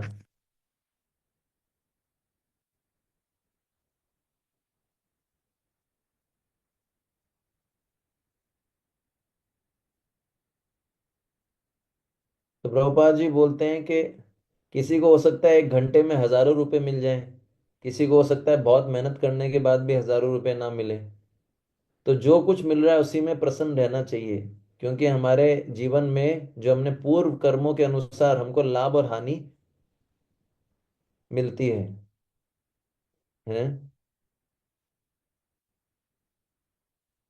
एक विद्यार्थी जो है पास हो जाता है, फर्स्ट आता है, दूसरा विद्यार्थी मेहनत करने के बाद भी फेल हो जाता है। तो यहाँ पर प्रभुपाद जी बताते हैं कि बहुत अधिक तनाव के बिना जो भी परिणाम प्राप्त हो उसी में संतुष्ट रहना चाहिए। मतलब आप समझ गए, बिना तनाव लिए जो हम कर पाए उसमें संतुष्ट रहना चाहिए। आजकल लोग कितना स्ट्रेस लेते हैं, मेरा तो कुछ हो ही नहीं रहा, मैं तो कुछ कर ही नहीं सकता, मैं तो कुछ कमा ही नहीं पा रहा हूँ, और आत्महत्या भी कर लेते हैं तनाव में आके। क्यों? क्योंकि यदृच्छा लाभ संतुष्टों का पालन नहीं करते। फिर भगवान बोलते हैं यदृच्छा लाभ संतुष्टो द्वंद, द्वंद आतीतो, द्वंद से ऊपर उठना। द्वंद का अर्थ क्या है? सुख दुख, मान अपमान, हर्ष शोक, शीत उष्ण, सर्दी सर्दी गर्मी। तो द्वंद से ऊपर उठना चाहिए, सुख दुख से, मान अपमान से, इससे ऊपर उठना चाहिए।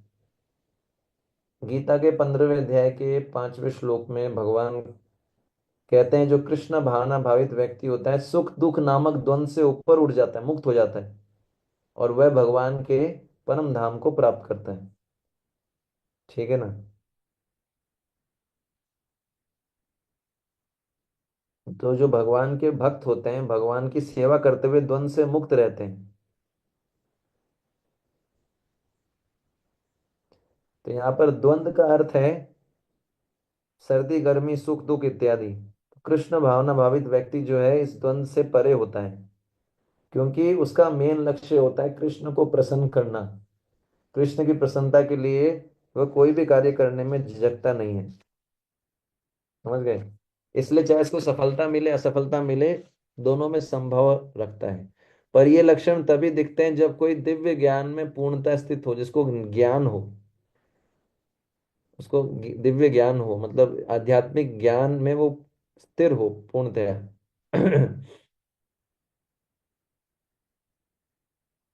हम्म।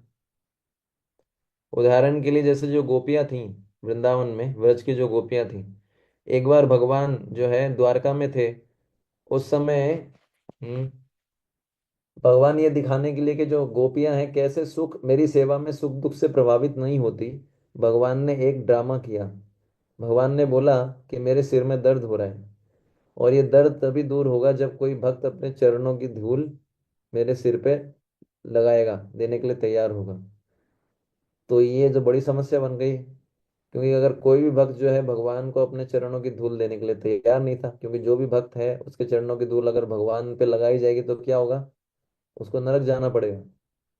तो नारद मुनि जो है गोपियों के पास गए, कोई तैयार ही नहीं हो रहा था। गोपियों ने भर भर के धूल दी, बोले लेके जाओ। है ना?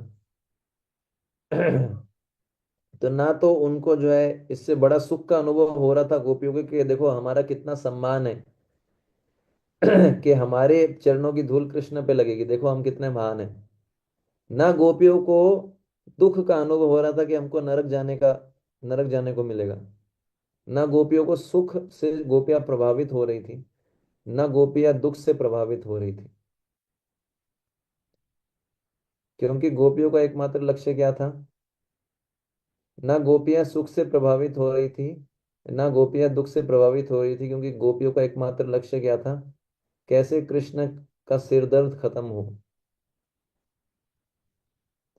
तो इसलिए बोला गया है द्वंद से प्रभावित नहीं होते मेरे भक्त।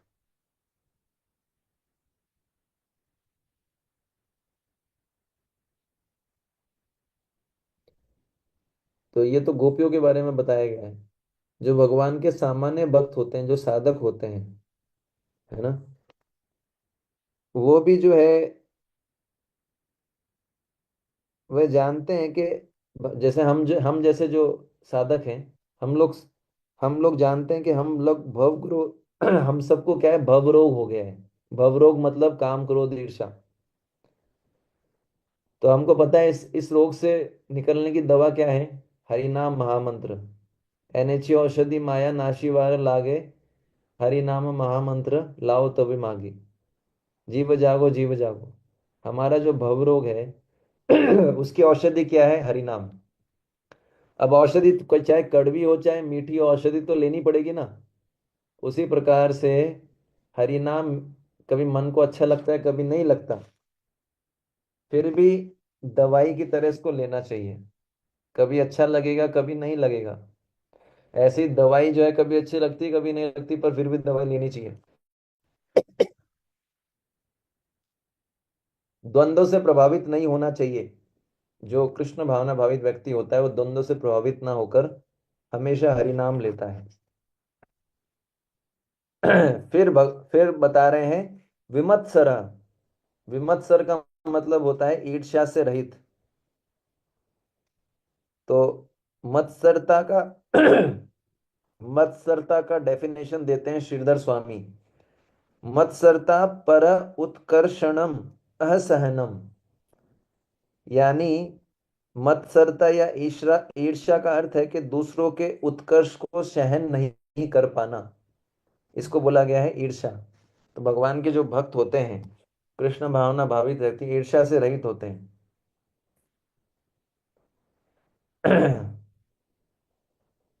उसको जो भी प्राप्त होता है उसी में वो संतुष्ट रहता है। और उसको जब ये भी दिखता है कि अगले व्यक्ति को मेरे से ज्यादा मिल रहा है, उसमें भी वो ईर्ष्या नहीं करता। इस भौतिक संसार में सब लोग ईर्ष्या करते हैं। और इस ईर्ष्या का कारण क्या है? क्योंकि हम सबको कृष्ण से ईर्ष्या है। कृष्ण क्यों भोगता है, मैं क्यों नहीं भोग सकता? कृष्ण अकेले क्यों एंजॉयर है, मैं क्यों नहीं एंजॉय कर सकता? तो इसी के कारण ईर्ष्या आई है। तो जो बताया गया है विमत्सर, मतलब ईर्ष्या नहीं करता।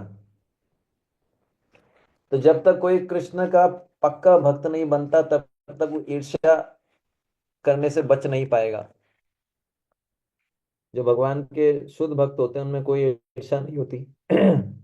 जब तक हम भगवान के शुद्ध भक्त नहीं बनेंगे तब तक हमारे अंदर ईर्ष्या रहेगी, कम मात्रा में पर रहेगी। भागवतम में बताया गया धर्म प्रोजितो केतव अत्र परमो निर्मत्सरा नाम सताम। भागवतम ऐसे लोगों के लिए, ऐसे लोगों को ही समझ में आती है जिनमें ईर्ष्या नहीं है। भगवान गीता के लिए भी बोलते हैं, है ना, कि अर्जुन तुम मुझसे ईर्ष्या नहीं करते, इसलिए मैं तुमको गीता का उपदेश, भक्तो सी में सखा चेती, मैं तुमको ये उपदेश दे रहा हूँ क्योंकि तुम मेरे भक्त हो, मित्र भी हो, तुम मेरे से ईर्ष्या नहीं करते।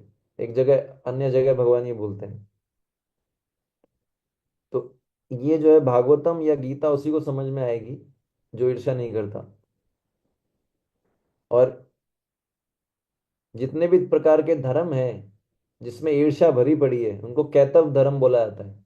और भागवतम में इन सब कैतव धर्मों को बाहर निकाल दिया गया है। इसलिए भागवतम में शुद्ध भक्ति है। ठीक है ना। इसका एक और तरीके से समझा जा सकता है उदाहरण, जैसे कोई रोगी है, किसी डॉक्टर के पास गया, दो रोगी गए। एक रोगी को डॉक्टर बोलता है कि भाई तुम तो खाओ बढ़िया बढ़िया पनीर खाओ, दूध पियो, है ना। एक दूसरा रोगी है, उसको बोलते हैं तुमको कुछ नहीं खाना, तुमको सलाद खाना है। अब वो जिसको सलाद खाने के लिए बोला, हाँ, वो मोटा ताजा है ना, फैटी व्यक्ति है। तो सोचेगा यार इसको तो बोला है पनीर खाओ, वो पतला सा व्यक्ति है, उसकी हड्डियों में कैल्शियम कम है, उसको बोल रहा है डॉक्टर पनीर खाओ दूध पियो। अगर ये मोटा वाला व्यक्ति सोचे अरे इसको तो डॉक्टर पनीर खाने के लिए बोल रहा है, मेरे को तो जो है सलाद खाने के लिए बोल रहा है, और वो उससे ईर्ष्या करे, तो ईर्ष्या करता है कभी कभी? कभी आपने ऐसा व्यक्ति देखा है जो दूसरे ऐसा कभी देखा है एक रोगी दूसरे रोगी से ईर्ष्या करता है, अरे इसको तो पनीर खाने के लिए दे रहा है डॉक्टर और मुझे तो ये दे रहा है? ऐसा देखा है कभी? करता है कोई? मैंने तो आज तक ऐसा देखा नहीं।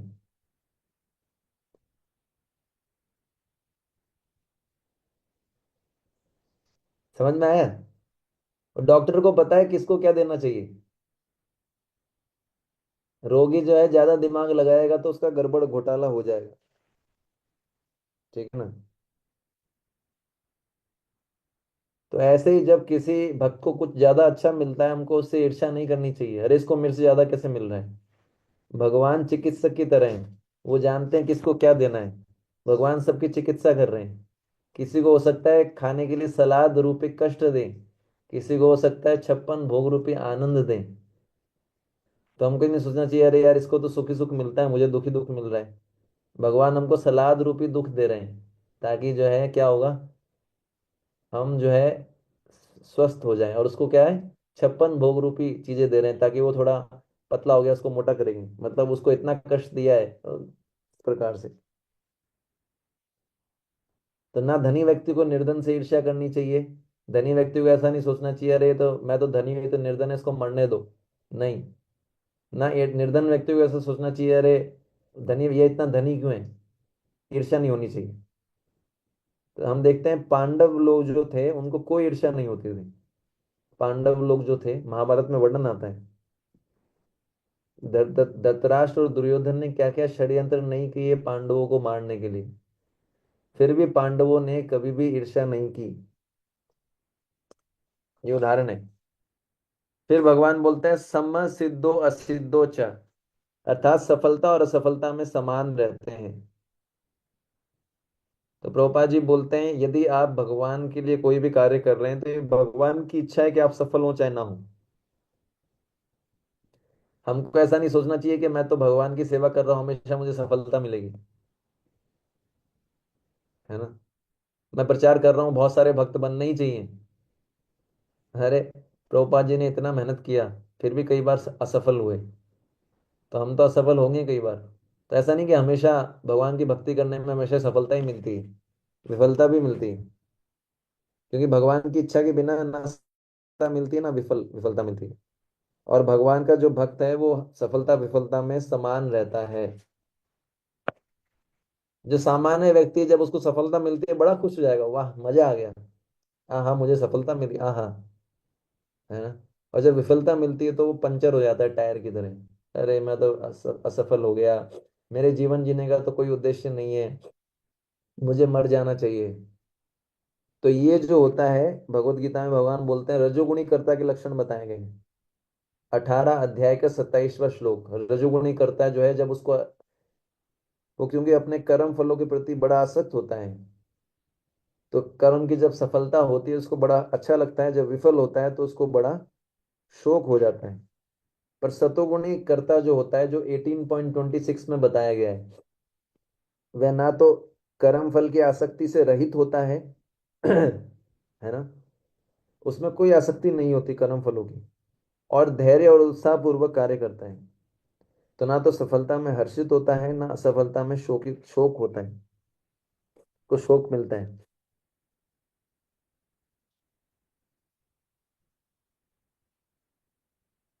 तो जब उसको सफलता मिलती है तो वे विचार करता है कृष्ण की कृपा है, और जब विफलता मिलती है तो वो डिप्रेशन में नहीं जाता। हम्म। उसको पता है कि मैं सभी कार्य का नियंत्रक नहीं हूं। पर जो सामान्य व्यक्ति हैं वो डिप्रेशन में चले जाते हैं। तो कृष्ण भावना भावित व्यक्ति ना सफलता में और विफलता दोनों में सम रहता है। जैसे प्रभुपाद जी थे, जब ये कृष्ण भावनामृत आंदोलन बहुत तेजी से फैल रहा था, तो जो है एक शिष्य ने प्रभुपाद जी से पूछा कि प्रभुपाद जी आपके, एक शिष्य ने अपना हर्ष प्रकट किया, बोले आपके नियंत्रण में सब हो रहा है, इतनी अधिक सफलता मिल रही है। प्रभुपाद जी ने बोला मैं केवल अपने गुरु के आदेश का पालन कर रहा हूँ। बोले जो भी सफलता प्राप्त हो रही है भगवान की कृपा से हो रही है। और ऐसे ही हम देखते हैं अर्जुन जब द्वारका से यदुवंशों की स्त्रियों को लेके आ रहे थे, तो आपने देखा कि भगवान कृष्ण के अंतर्धान होने की बात है।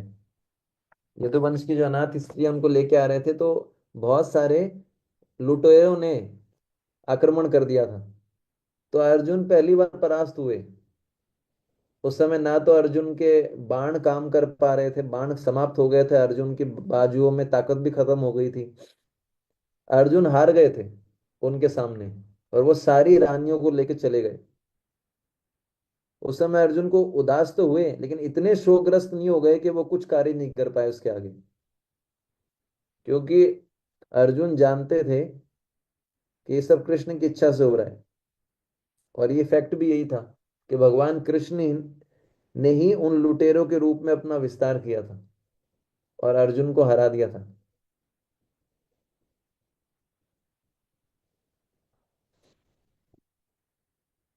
तो भगवान कृष्ण ही उन लुटेरों के रूप में आए थे और अर्जुन को हरा के रानियों को ले गए थे। कहां तक सुना आप लोगों ने?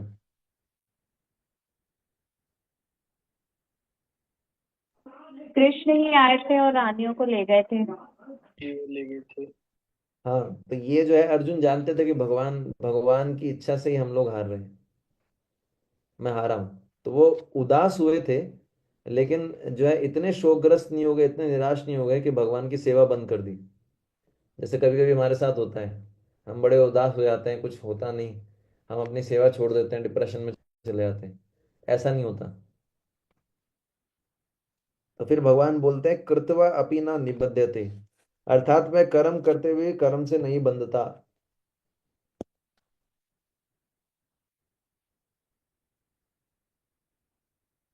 क्योंकि कर्म का नियम बहुत सूक्ष्म है। प्रभुपाद जी लिख रहे हैं सारे कर्मों का लेखा जोखा होता है। तो जिस प्रकार से अगर कृष्ण भावनामृत में कार्य करेंगे तो क्या होगा,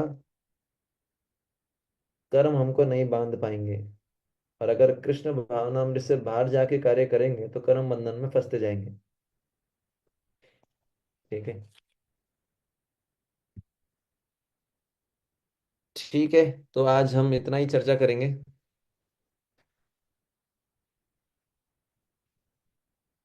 ठीक है, बहुत बहुत धन्यवाद।